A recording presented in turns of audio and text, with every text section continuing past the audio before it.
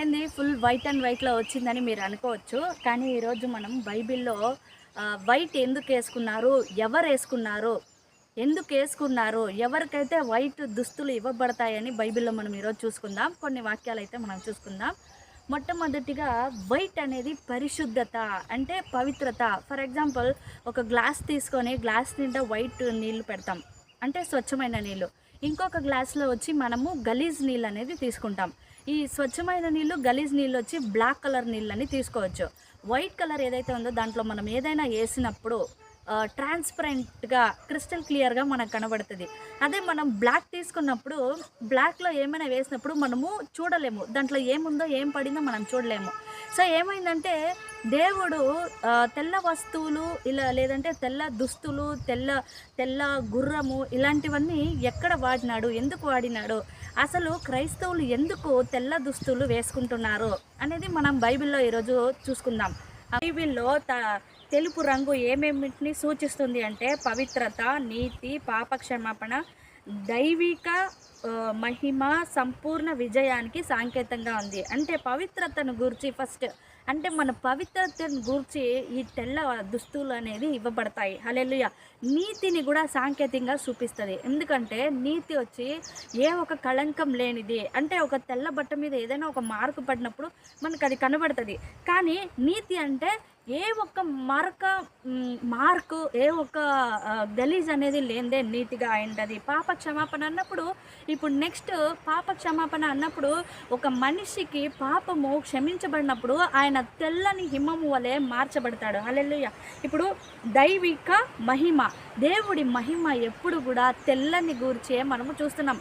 ఇప్పుడు యేసయ్య వచ్చి బాప్తిజం తీసుకున్నప్పుడు తెల్లని పావురం వలె వచ్చి ఆయన మీదకి దిగింది. అంటే తెలుపు వచ్చి ఒక పరిశుద్ధాత్మని గురించి కూడా మనం ఇక్కడ చూడొచ్చు. సంపూర్ణ విజయానికి సంకేతం. అంటే ఇప్పుడు సంపూర్ణ విజయంగా ఎప్పుడైతే బైబిల్లో మనం ఒక మాట అయితే చూసినప్పుడు, ఎవరైతే విజయం పొందుతారో వాళ్ళకి తెల్లని దుస్తులు ఇవ్వబడతాయి. అంటే తెల్లని గుర్రము మీద వాళ్ళని సవారీ చేసేది ఉంది. కానీ ఈ తెలుపు అనేటప్పుడు, తెల్ల గుర్రం అనేటప్పుడు అది జయానికి సంకేతం. పరిపూర్ణ జయించిన వాళ్ళకి తెల్లని దుస్తులు, లేదా తెల్లని గుర్రము, లేదా తెల్లని సింహాసనం ఇవ్వబడుతుంది. అంటే తెలుపుకున్న మహిమ ఎంత విలువ గలందండి. చాలామంది క్రైస్తవులు వైట్ అండ్ వైట్ వేసుకుంటారు. Really I love white colour. ఇంకా నాకు చిన్నప్పటి నుంచి కూడా వైట్ అండ్ రెడ్ అంటే చాలా ఇష్టము. బైబిల్ చదువుతా వైట్ అండ్ రెడ్ ఇంకా చాలా ఇష్టమైంది. ఆమేన్. ఇప్పుడు మనం చూసినట్టయితే ప్రసంగి 9:8 నీ వస్త్రములు ఎల్లప్పుడూ తెల్లవిగా ఉండువలే, నీ తలపైన నూనె తక్కువ కాకుండా చూసుకో.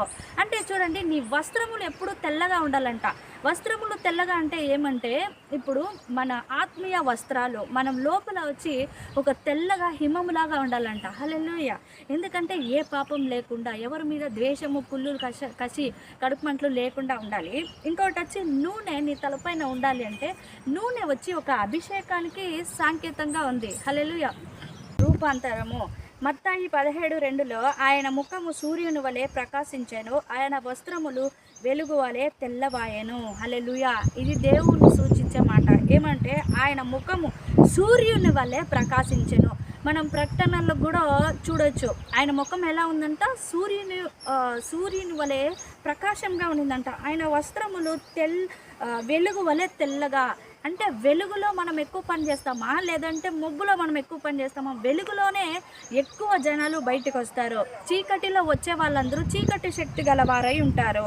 ఏమంటే దేవుడికి ఎట్లుండిందంటే సూర్యుని వలె ఆయన ముఖము ప్రకాశంగా ఉండింది, ఆయన వస్త్రములు వెలుగు వలె తెల్లగా ఉన్నాయంట. హల్లెలూయా. మనం ఇప్పుడు ఇక్కడ చూసినప్పుడైతే మార్కు 9:3 ఆయన వస్త్రములు దోబి కూడా ఉతకలేడంట. దోబి ఎంత ఉతికినా, ఏం పౌడర్స్ వేసినా కూడా అంత తెల్లవి కాలేవు. ఎందుకంటే ఇది పరిశుద్ధాత్మ వలె వచ్చింది కాబట్టి అంత తెలుపు అనేది అక్కడ వచ్చింది. ఆ తెలుపు వచ్చి ఎంతమంది ఉతికినా, ఎలా ఉతికినా, ఏం చేసినా అంత తెలుపు రాదంట. అంత తెల్లగా, మిక్కిలి తెల్లగా, ప్రకాశముగాను ఆయను. అంటే మనము టీవీలలో కొన్నిసార్లు చూసినప్పుడు దేవుడు ప్రత్యక్షమయ్యేటప్పుడు వైట్ కలర్గా, అంటే వెలుగుగా, భయంకరమైన తేజస్గా వచ్చేలాగా మనకి కొన్ని సీన్స్ అయితే ఉంటాయి. హల్లెలూయా. అలాగనే మనం చూసినట్టయితే యోహాను 20:12 యేసు దేహమునొద్ద ఆయన దేహం పెట్టింటాడు కదా, యేసు ప్రభు చనిపోయిన తర్వాత దేహము పెట్టింటారు. ఆ దేహమునొద్ద ఏమైందంటే కాళ్ళ దగ్గర, తల దగ్గర వచ్చేసి దేవదూతలు తెల్లని వస్త్రములు ధరించుకొని ఇద్దరు దేవదూతలు నిలబడుకొని ఉన్నారంట. చూడండి, ఇప్పుడు మనకి ఫర్ ఎగ్జాంపుల్ నేను అనొచ్చు, ఎవరెవరు తెల్లని దుస్తులు ధరించుకొని ఉంటారు? ఒకటి చర్చికి పోయే వాళ్ళు ధరించుకుంటారు, పాస్టర్స్ ధరించుకుంటారు. అదే మనం పరలోకంలో చూసినప్పుడైతే ఆల్మోస్ట్ ఆల్ అన్నీ కూడా తెల్లవిగా ఉంటాయని మనం ప్రకటనలో చూడవచ్చు. అంటే దేవదూతలు తెల్ల దుస్తులు వేసుకొని ఉంటారు. అక్కడ ఉండే మనుషులు, వ్యక్తులు, పెద్దవాళ్ళు, విశ్వాసీలు, పాస్టర్లు, రక్త సాక్షిగా చనిపోయిన వాళ్ళు, వీళ్ళందరికీ కూడా తెల్ల దుస్తులే ఇవ్వబడి ఉంటాయి. అదేలాగా దేవుడి వెంట్రుకలు కూడా తెల్లగా ఉంటాయంట, గొర్రె బొచ్చ వలె. అంటే గొర్రెకి పైన ఉండే బొచ్చు వలె ఆయన వెంట్రుకలు తెల్లగా ఉంటాయంట. దేవుడిని డిస్క్రైబ్ చేసేటప్పుడు కూడా ఏముందంటే అక్కడ ఆయన కళ్ళు ఎంత భయంకరంగా, ఆయన ముఖం ఎంత ప్రకాశంగా, ఆయన పాదములు ఎంత భయంకరంగా ఉన్నాయంటే అని క్లీన్గా మనకి డిస్క్రైబ్ చేయొచ్చు. మనము ప్రకటనలు అధ్యాయం పూర్తిగా మనం చదివినప్పుడు ఈ తెలుపు గురించి చాలా లోతైన అర్థాలు, వాటిల్లో కొన్ని మాత్రమే నేను మీకు ఈరోజు చెప్తున్నాను. కానీ ఎందుకు ఇంత స్పెషల్, తెలుపు అనేది ఎందుకు ఇంత స్పెషల్ అన్నప్పుడు, దేవుడికి ఇష్టమైన కలర్, దేవుడు బ్లాక్ చూస్ చేసుకొని ఉండొచ్చు, రెడ్ చూస్ చేసుకొని ఉండొచ్చు. లేదంటే ఇప్పుడు మనము బ్లాక్ ఎందుకు చూస్ చేసుకోలేమంటే బ్లాక్లో ఏమీ కనబడదు, వైట్లోనే ఏం వేసినా కూడా ఏమున్నా కూడా మనకి డైరెక్ట్గా కనబడుతుంది. హల్లెలూయా. మళ్ళీ పాస్టర్స్ ధరించుకుంటారు. ఇంకొకటి వచ్చి దేవుడు ప్రకారం అయితే పరలోకంలో ఆల్మోస్ట్ అన్నీ కూడా తెల్లవిగానే ఉంటాయి.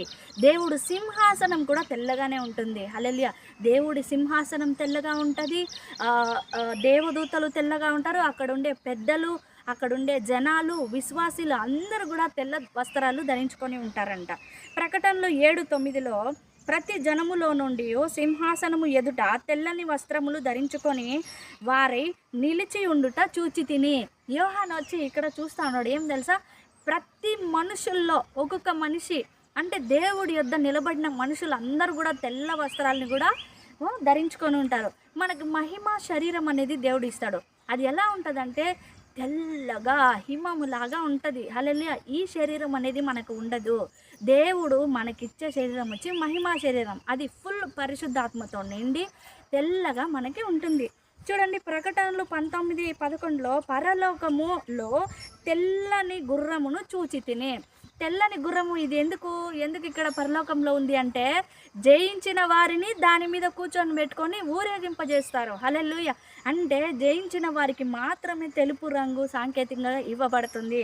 అదే ప్రకటనలు 20:11లో ఏముందంటే, తెల్లని సింహాసనం మీద ఆసీనుడైన అతనిని చూచి తిని.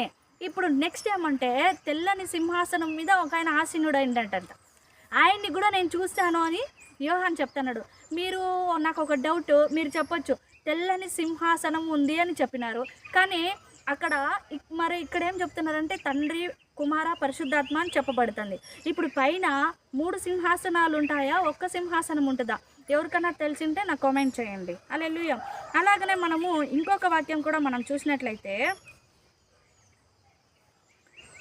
ఇప్పుడు తెల్లని వస్త్రములు ప్రకటనల గ్రంథంలో మనం చూస్తాము. ప్రకటన గ్రంథంలో నేను ఆల్రెడీ మీకు చెప్పాను, పరిశుద్ధులు, దేవదూతలు, పెద్దలు ధరిస్తారని. ఇప్పుడు ప్రకటనలు 7:14లో తెల్లని వస్త్రాలు ధరించిన వారు గొర్రెపిల్ల రక్తముతో తమ వస్త్రాలను ఉతుక్కొని తెల్లగా చేసుకొని ఉన్నారు. హల్లెలూయా. ఇక్కడేం చెప్తున్నాడంటే, గొర్రె రక్తములో కడగబడి ఉతుక్కొని ఉన్న బట్టలు వాళ్ళు వేసుకొని ఉండారు అని అర్థం ఏమంటే, యేసు ప్రభు రక్తంలో కడగబడి పాప క్షమాపణ పొంది దేవుడి కొరకు నిలబడిన వాళ్ళు తెల్లని దుస్తులు ఇక్కడ వేసుకొని ఉన్నారు. హల్లెలూయా. ప్రకటన 6:2 తెల్లని గుర్రము కూడా నేను ఆల్రెడీ మీకు చెప్పాను. ప్రకటన 1:14లో ఏముందంటే, దేవునికి తెల్లని వెంట్రుకలు. హల్లెలూయా. అది శాశ్వతాన్ని గురుస్తుంది, శాశ్వత కాలము. అంటే దేవుడికి గొర్రె బొచ్చులాగా ఉండే తెల్లని వెంట్రుకలు తండ్రి పైన, తలపైన మేము చూసేది అనేది ఒక వర్డ్ ఉంది. ఆయన్ని మనం వర్ణించేటప్పుడు ఆయన కళ్ళు ఎలా ఉన్నాయి, ఆయన ముఖం ఎలా ఉంది అని వర్ణించేటప్పుడు ఈ మాట వచ్చింది. ప్రకటనలు 20:11లో ఏముందంటే, సింహాసనం కూడా తెల్లగా ఉంది.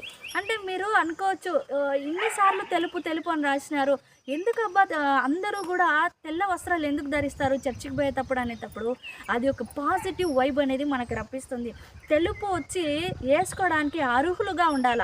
హల్లెలూయా! మన హృదయములో ఎంత కక్ష, కపటము, చెడ్డ బుద్ధి ఉన్నా కూడా దేవుడు బిడ్డలైనప్పుడు వాళ్ళ బట్టలు గొర్రెపిల్ల రక్తంలో కడగబడి దేవుడితో ఉన్నట్టు మనకు ఈ తెల్లని దుస్తులు సూచిస్తాయి. హల్లెలూయా!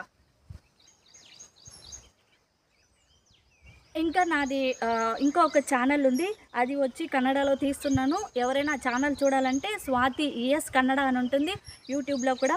నేను ఇంకా ఒక ఛానల్ కూడా స్టార్ట్ చేయాలనుకుంటున్నాను. సరైన మనకి ఎక్విప్‌మెంట్స్ లేని దానివల్ల ఓన్లీ తెలుగులో చెప్తున్నాను. ఇష్టమైనోళ్ళు అన్ని లాంగ్వేజెస్‌లో చూడొచ్చు. మీరు లైవ్ కావాలా అని కోరుకునే వాళ్ళు దయచేసి లైవ్ అని మెసేజ్ చేయండి.